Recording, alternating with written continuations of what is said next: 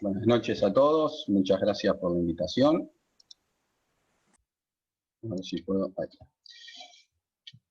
Bueno, les voy a presentar un caso de una mujer de 36 años de edad que nació y vive en el conurbano de la provincia de Buenos Aires. Como pueden ver a la derecha, últimamente...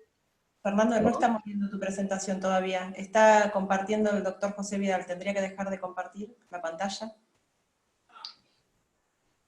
Ahora sí. Ahí está. Ahora estamos. Bueno, esta es la filmina inicial. Una paciente femenina de 36 años de edad, que nació y vive en el conurbano de la provincia de Buenos Aires, Argentina. Niega viajes. Pueden ver en la fotografía de la derecha, bueno, la zona justamente más densamente poblada, que hoy en día se menciona mucho, prácticamente todos los días en torno al COVID, sí, que es el AMBA, es el área metropolitana de Buenos Aires, que abarca Capital Federal y los alrededores, sigue justamente pegado a Capital Federal, donde vivía esta paciente. Fumadora de los 14 años, 30 cigarrillos día, adicta a drogas inhalatorias y paciente HIV positiva desde hace 10 años, con mala adherencia al tratamiento antirretroviral. La última vez que había tomado este tratamiento había sido en el 2018. Bien, se interna y consulta por fiebre, pérdida de peso, tos y sudoración nocturna, que ya venía de 2 meses de evolución. La paciente al examen físico, bueno, presentaba fiebre, bueno, no lo hice, pero él hipoventilación global, una saturación de 95%, y estaba hemodinámicamente estable, aunque taquifílmica, producto probablemente de la fiebre, ¿sí? Los hallazgos de laboratorio, pudimos observar una visitopenia, ¿sí? Con un hematocrito de 31 y 3.200 blancos, con plaquetas normales, y el resto del laboratorio general era normal, con el LDH normal y hepatograma normal.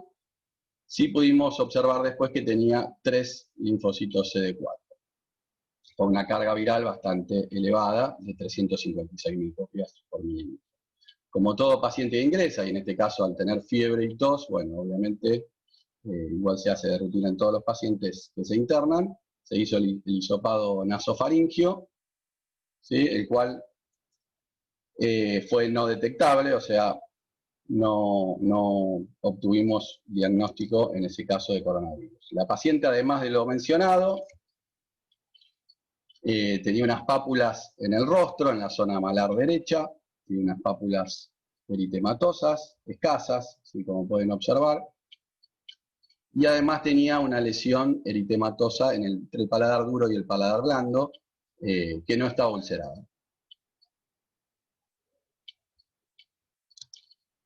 Bien, la placa de tórax, como podemos observar, ¿sí? Una placa de tórax con un patrón micronodulillar bilateral,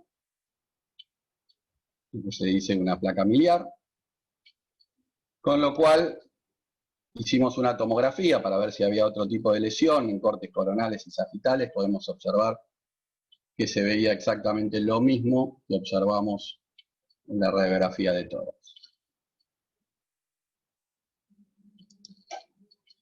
Bien, además, esa tomografía se hizo con extensión abdomen, donde podemos observar que el vaso tenía un tamaño normal, una ligera hepatomegalia, y luego en la ecografía abdominal se observaron adenopatías isoecoicas, ¿sí? De 16 a 18 milímetros en la región precava.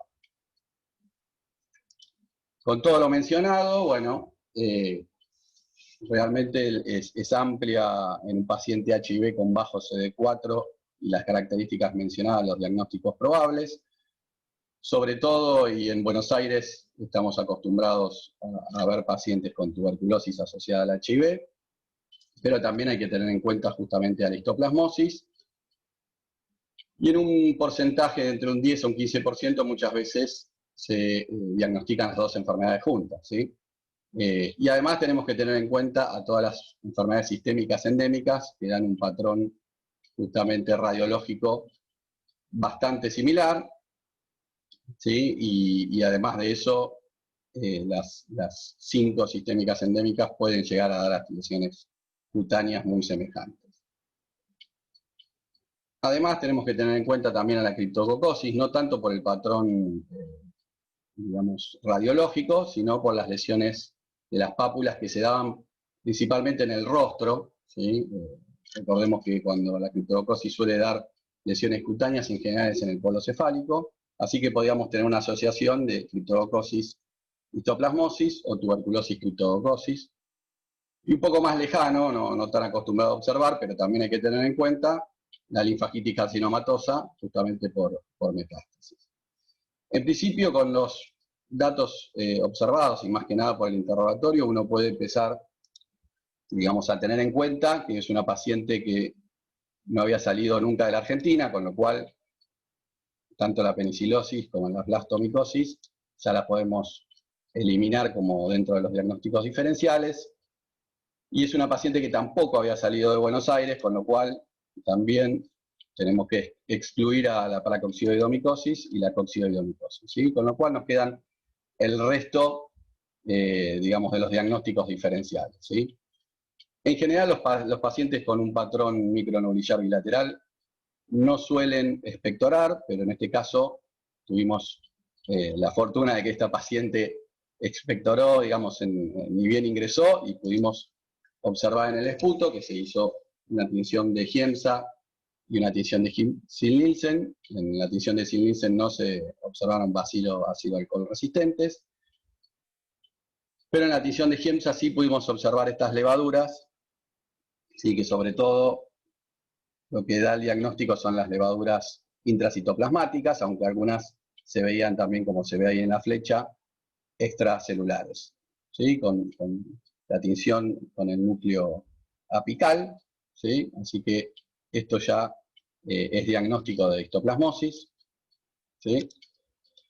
Con lo cual, en el contexto de una paciente inmunosuprimida, claramente teníamos que pensar que podía haber más de una causa. Se hicieron hemocultivos por lesicentrifugación, los cuales no obtuvimos desarrollo. Se hizo la antigenemia para Cryptococcus por lateral flow, que fue negativa. La serología de histoplasma, que en general en el paciente con 13D4 suele ser no reactiva, tanto la inmunodefusión como la contrainmunoelectroforesis. Y además se estudió, bueno, el examen de esputo, como habíamos dicho, se hizo el Ziehl-Neelsen y se hizo un gen expert, ¿sí? Que también fue negativo. Se solicitó una orina para hacer el antígeno galactomanano monoclonal y fue positiva, ¿sí? Fue de 24,7 nanogramos por mililitro, tanto en la orina como en el suero, que fue de 5,2. Bien, la paciente inicia anfotericina, ¿sí? En este caso anfotericina de desoxicolato, con muy buena evolución, cumple 7 días de tratamiento, y en ese caso, por la buena evolución clínica, decidimos pasar a itraconazol, 400 miligramos día, y la paciente justo en el momento que pasamos a itraconazol presenta un registro febril. Al examen físico no tenía ningún tipo de manifestación, solamente teníamos la fiebre, con lo cual solicitamos hemocultivos automatizados para bacteriología, y además, por el contexto de la pandemia, se repite el hisopado nasofaríngeo.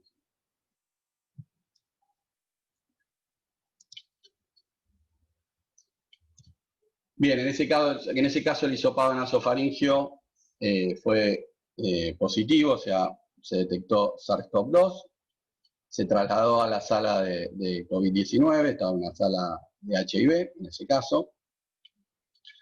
La paciente persistía con pocos síntomas, solamente tuvo 2 días de fiebre, la saturación de oxígeno era 97%, el laboratorio control seguía teniendo la visitopenia con plaquetas normales, el resto era normal, los parámetros que se suelen pedir en el contexto de un COVID eran realmente, no demostraban gravedad, un dímero D normal, una LDH normal, una ferritina normal.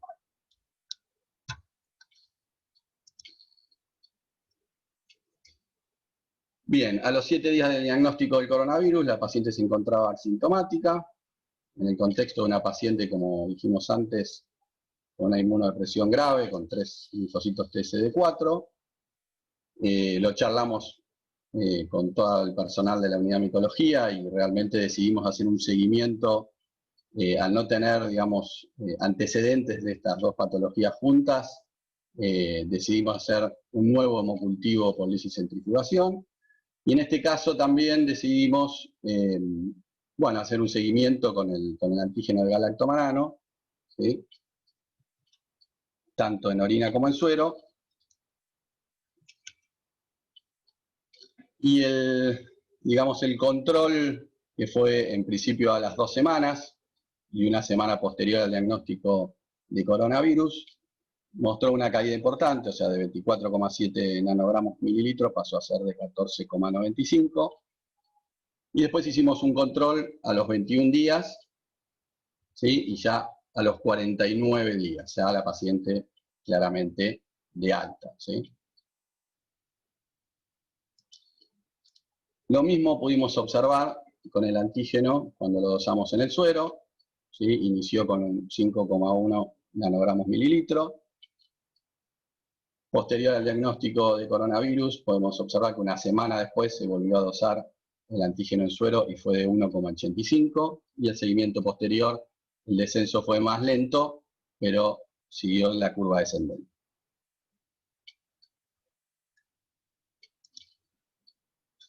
Bien, dentro de lo que tiene que ver con el diagnóstico de la histoplasmosis en un paciente o en una paciente HIV positiva, esto es una revisión y es un trabajo que aún no se ha publicado de la unidad de micología, con los diagnósticos del 2018 y el 2019, ¿sí? 50 pacientes con histoplasmosis confirmada para ver la sensibilidad de las distintas pruebas que se realizan en la unidad. ¿Sí? Acá no tenemos en cuenta el material respiratorio ni las escarificaciones ni las biopsias de médula, pero fíjense que las distintas pruebas que podemos utilizar nos dan una sensibilidad que, si bien ninguna es del 100%, digamos que utilizando todas juntas realmente tenemos un 100% de diagnóstico, ¿sí? La sensibilidad del antígeno urinario es del 90%, la PCR para ectoplasma en suero es del 82%, los hemocultivos son del 70%. Hay que tener en cuenta que nuestra paciente fue negativa, pero tienen un alto rendimiento, y los anticuerpos, como habíamos mencionado, en general, digamos, el rendimiento en un inmunodeprimido grave suele ser positivo en 1 de cada 4 pacientes, o sea, más o menos un 26%, pero hay que tenerlo en cuenta siempre, porque muchas veces, fíjense que ninguna de las pruebas es del 100%, con lo cual a veces obtenemos el diagnóstico a partir de una serología. Bien, también estuvimos pensando y mucho sobre el primer hisopado de la paciente, ¿sí? El primer hisopado de coronavirus, teniendo en cuenta de que puede haber sido un falso negativo. Realmente también el hisopado no tiene una alta sensibilidad, por lo menos la sensibilidad de lo que uno puede observar en los distintos trabajos, y observando las distintas muestras podemos ver que la sensibilidad de un hisopado nasofaringeo es cercana al 60%, ¿sí? Es mucho más alta en el lavado broncoalveolar, pero bueno, en muchos de estos pacientes realmente el lavado broncoalveolar no es algo que se haga de rutina. Bueno, este es otro trabajo que muestra que la sensibilidad es cercana al 70%. Esta segunda línea que ustedes ven en verde es sumando no solamente la sensibilidad de la prueba, sino también un pretest, y es una probable curva que nos lleva a la sensibilidad a un 90%, teniendo en cuenta, digamos, la situación epidemiológica, teniendo en cuenta justamente las imágenes de tórax y teniendo en cuenta también la clínica del paciente, ¿sí? Pero la realidad es que la prueba es verdaderamente cercana al 70%.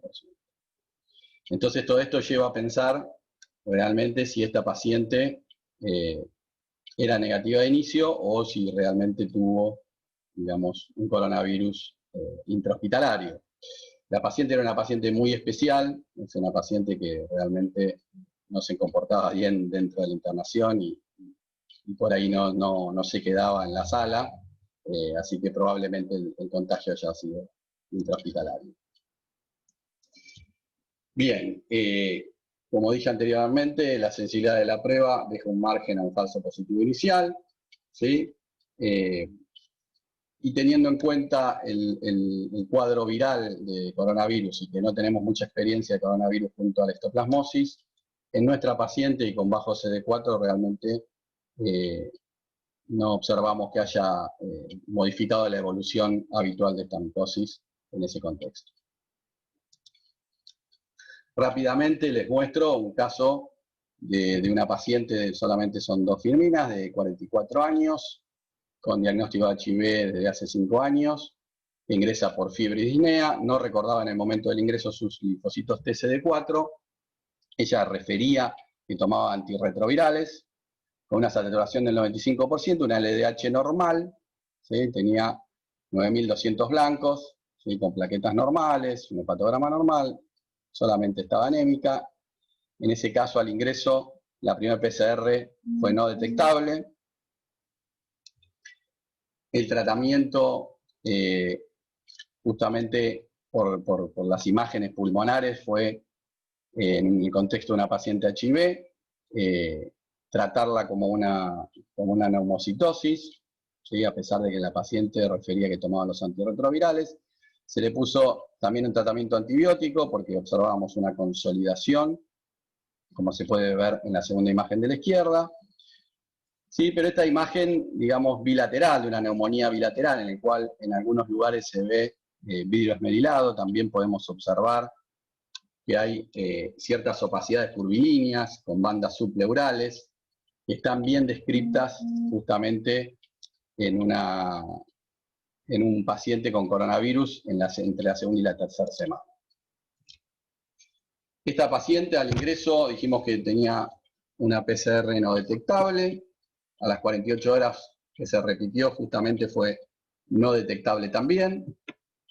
Se volvió a repetir a los 7 días y fue no detectable, y posteriormente a todo esto la serología de anticuerpos fue positiva, ¿sí? Y justamente miren este trabajo donde observamos que entre la segunda y la tercera semana el rendimiento de la PCR para coronavirus baja muchísimo, ¿sí?